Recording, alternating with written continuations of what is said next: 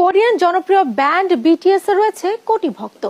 গানের পাশাপাশি এই তারকাদের জীবনের প্রতিটি ঘটনা দর্শকদের আগ্রহ থাকে তুঙ্গে। সম্প্রতি বিটিএস কিং জাংকুককে বিয়ের প্রস্তাব দেন তারই সতীর্থ RM।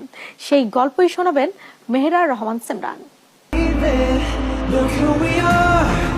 ফিফা বিশ্বকাপ 2022-এর উদ্বোধনী মঞ্চে গান গেয়ে অনেকটা সময় পর আলোচনার সৃষ্টি করেছিলেন বিটিএস এর কিং জাংকুক।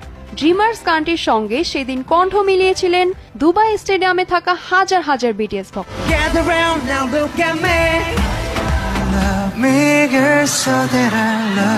ওই গানের পর অনেকটা সময় ধরে দেখা মিলছিল না বিটিএস এর এই তারকাদের। ভক্তদের কপালে ছিল চিন্তার ভাঁজ। তবে কি তারা নতুন গান নিয়ে ব্যস্ত নাকি অন্য কিছু? এমনও নানা প্রশ্ন ঘুরপাক খাচ্ছিল বিটিএস ভক্তদের মনে। সব জল্পনা কল্পনার অবসান ঘটিয়ে অবশেষে ভক্তদের সামনে ফিরে এলেন বিটিএস এর জনপ্রিয় কণ্ঠশিল্পী কিং জাংকুক। সম্প্রতি কোরিয়ান সোশ্যাল মিডিয়ায় 3 ঘন্টার একটি লাইভ সেশনে অংশ নেন। আর এই আড্ডায় অনলাইনে তার সঙ্গে যুক্ত হন বিটিএস আর্মি।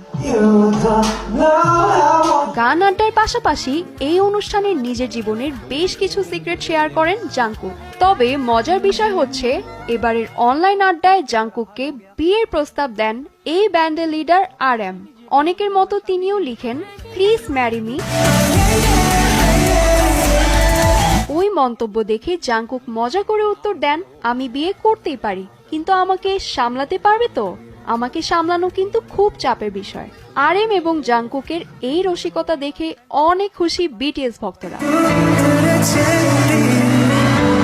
লাইভের শেষের দিকে বিটিএস সতীর্থ ভিও যোগদান করেন। অনেকদিন পর বিটিএস আর্মিদের লাইভ দেখে রঙিন হয়ে উঠেছে ভক্তদের মন। ওই লাইভ সেশনে ড্রিমার্স, স্টিল লাইফের মতো গান গাইতে দেখা যায় সঙ্গীত শিল্পী জাংকুককে। মেহেরা রহমান সিমরান, দেশ বিনোদন।